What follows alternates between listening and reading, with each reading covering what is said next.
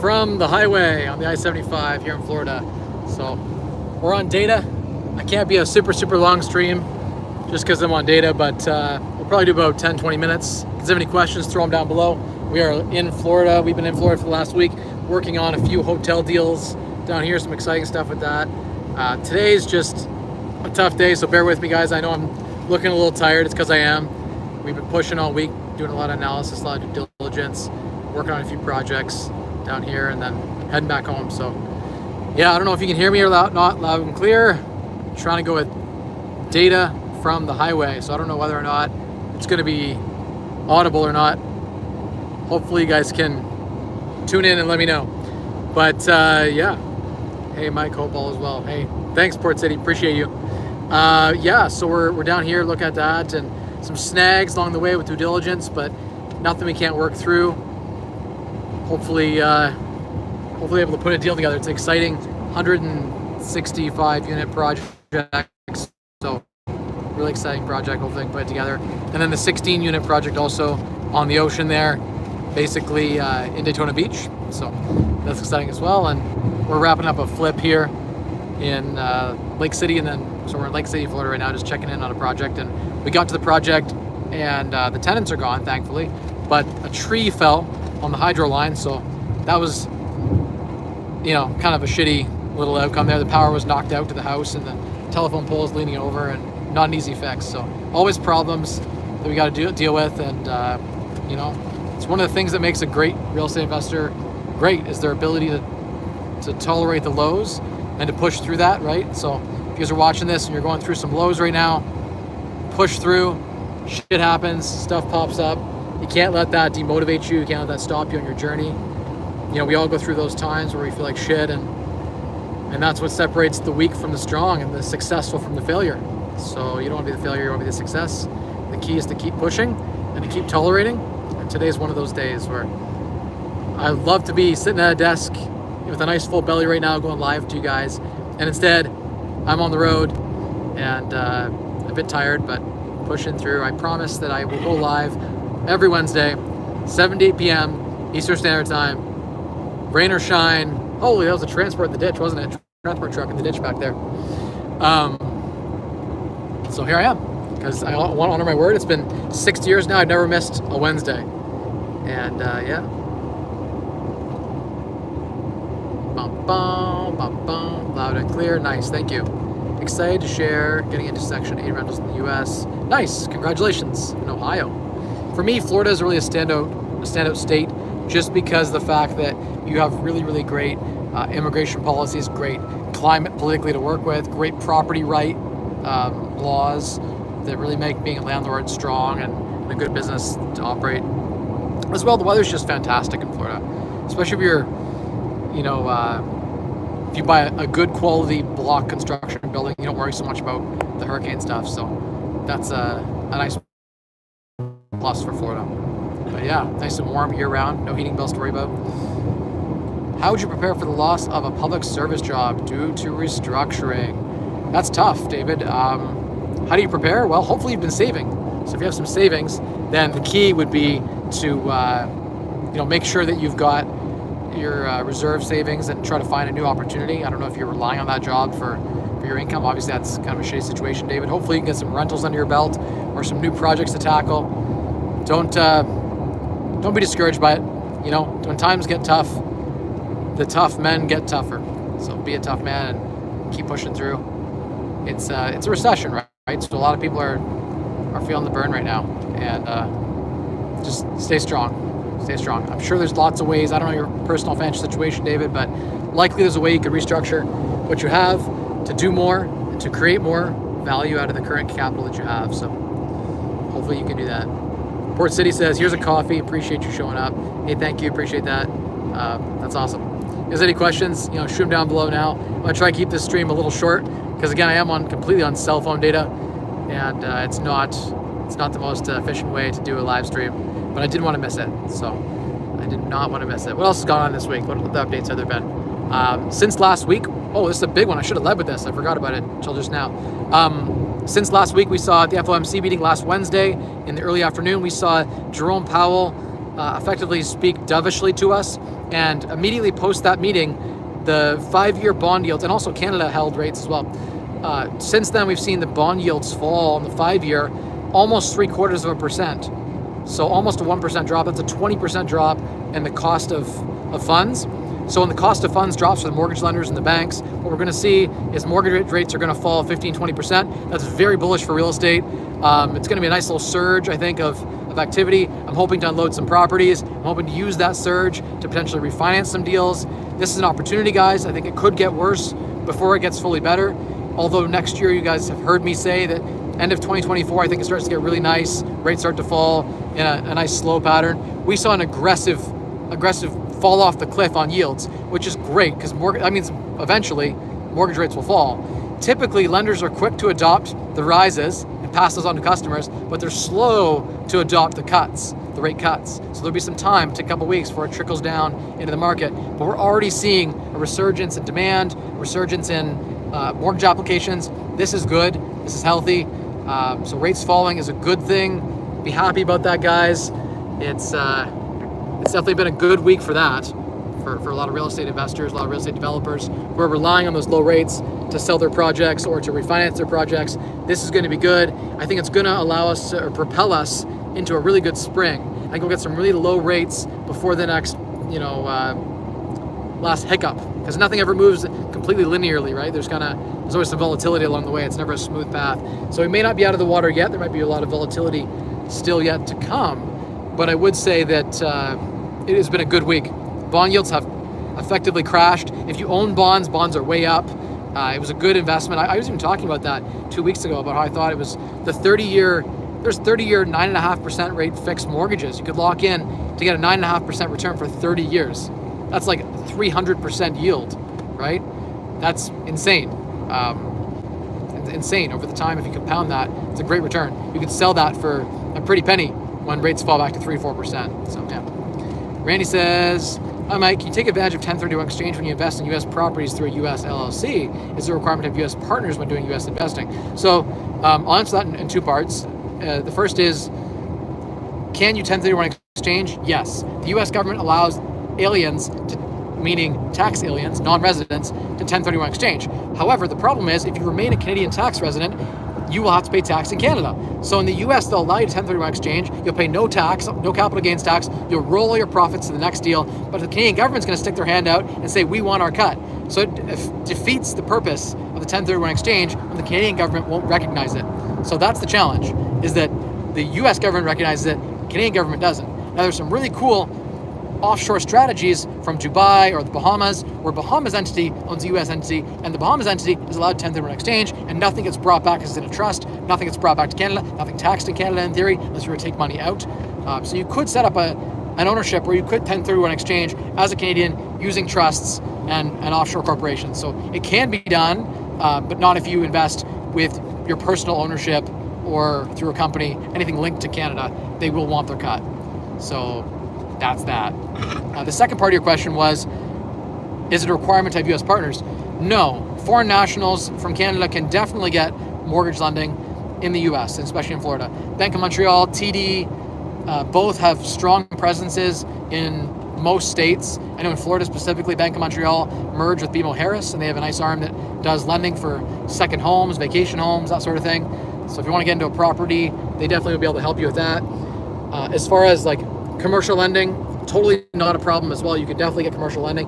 When you look into some of the SBA loans or small business loans, and some of the more competitive products do require U.S. citizenship, in which case, like, you may pay an extra point or two. So instead of 8.5% or 8% interest or 7.5% interest, you might pay 9 or 10 as a foreign national.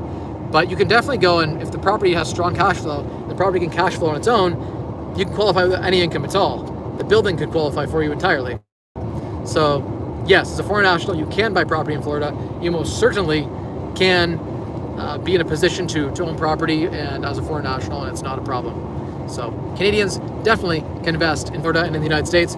It is easier if you have a U.S. partner, put them on 51%, and you get cheaper rates. So, I mean, it's something to think about, but yeah.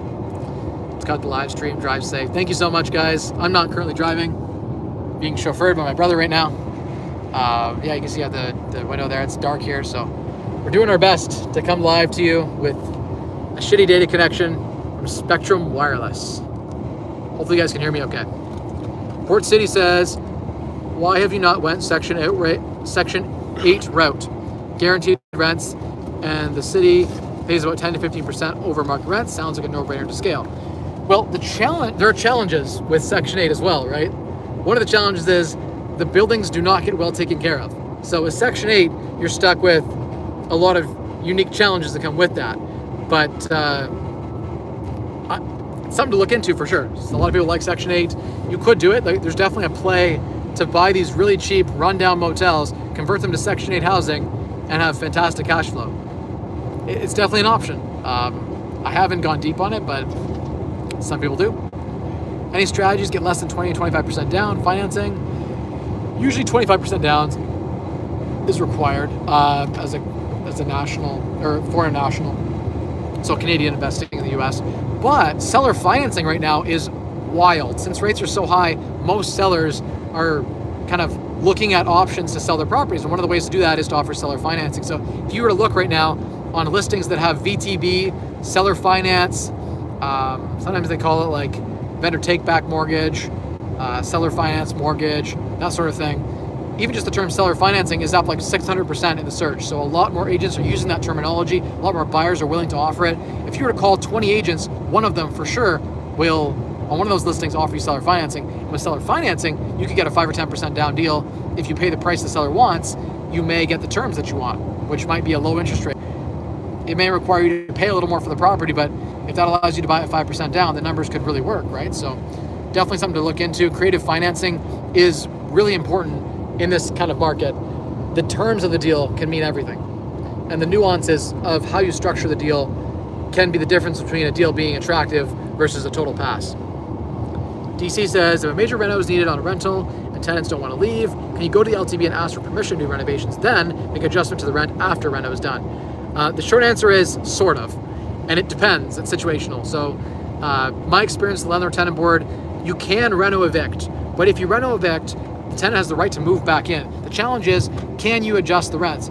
The argument would have to be that there's a substantial change to the unit. You could make the argument, if you were to change the unit substantially enough that it was, say, a studio, and you convert it to a 2-bedroom, you've substantially changed the unit such that the unit isn't the same unit it was before. They don't have a right to move back into that unit because what they had before is different from what they have now. So there is a reno eviction where if you materially change the unit from, say, a 2-bedroom to a studio, or a 1-bedroom to a 3-bedroom, or whatever, something like that, you can make a substantial change and you can get the tenant out through reno eviction. So there is definitely a way to do that. Also, often when you do reno evictions, the tenant goes and finds a new place to live, and the timing of your renovation often doesn't align with the timing of the tenant wanting to move back in. So you end up just getting the unit vacant most of the time. But yes, technically they have the right to move back in, sometimes at the same rent.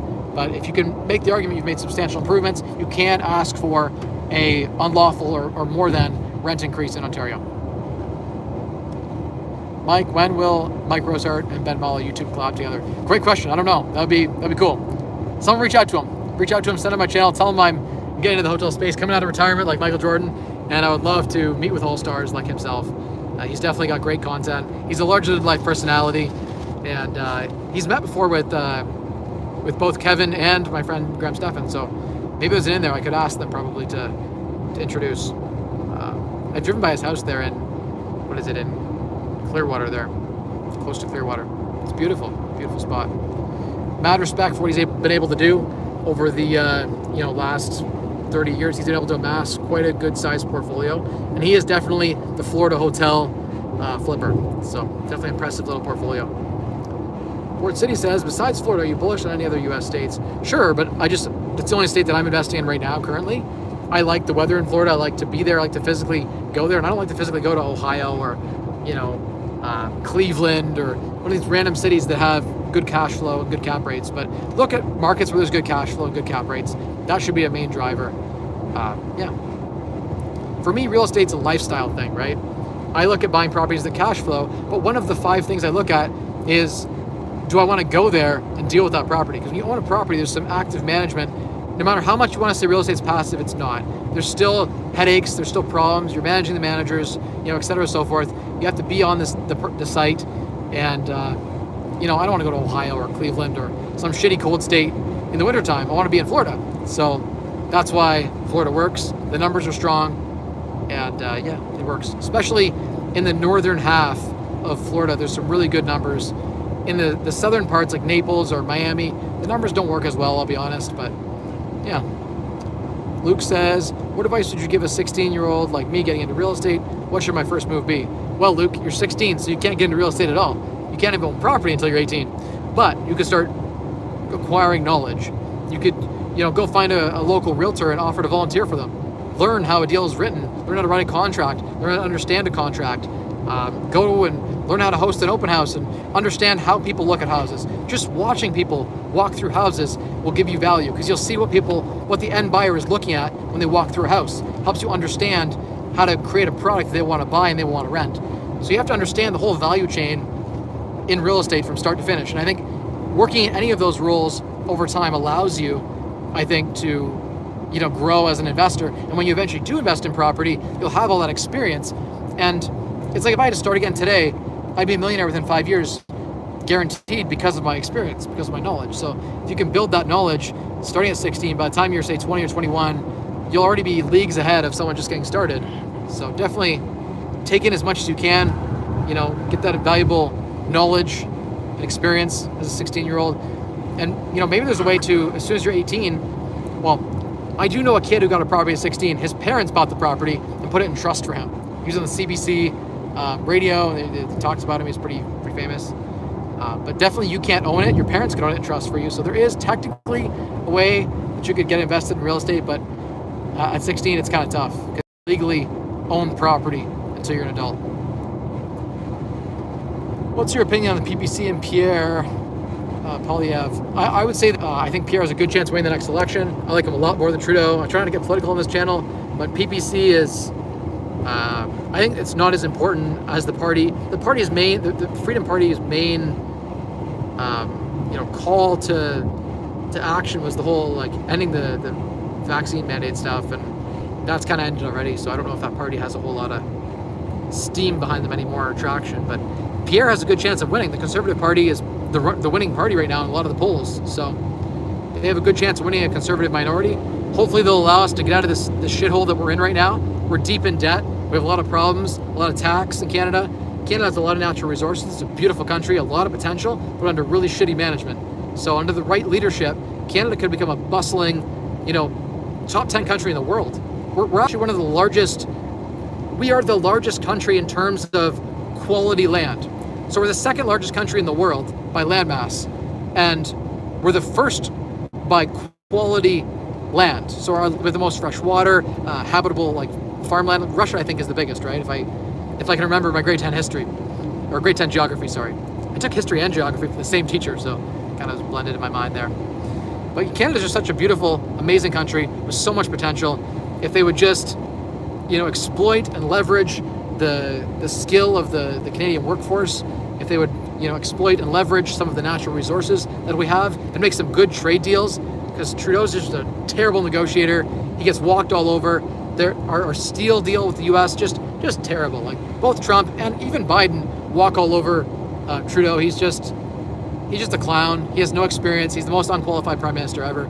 I tried to get political on this channel. That was me getting political. I'm sorry, but it's just the facts. I mean, economically, he's an idiot. He's a clown. So, yes, I will say that I support good management. That doesn't mean the Liberal Party can't be good management, but under the current cabinet of unqualified candidates led by him, I think we are not looking very good. And it's part of why the Canadian dollar has sunk 15% relative to the US dollar in the last 2 years. It was $1.23 Canadian. It's $1.40 almost right now. That's a 15% loss in the buying power, in the net worths of Canadians. So, fuck you, Trudeau. Hope you're watching this. Don't sue me, bro. Chung says Canada is too busy guzzling Skittles. He's guzzling something, all right. Other country prime ministers, tea bags. All right, I'm 20 minutes in. I should wrap this up. My stream data is probably getting crushed. All right, one more question. Canada just got to make it easier to acquire debt. They got to take a chance on their people. China, you borrow 20 to 1. On your income in Canada, you can't borrow more than 4 to 1. That's an interesting comment. I would say that Canada is fairly indebted as it is. The challenge, I think, for policy changes that would drive the economy in measurable ways. So I would love to see a lot of those policies come to fruition. I don't think it'll come to fruition under the Liberal government, unfortunately.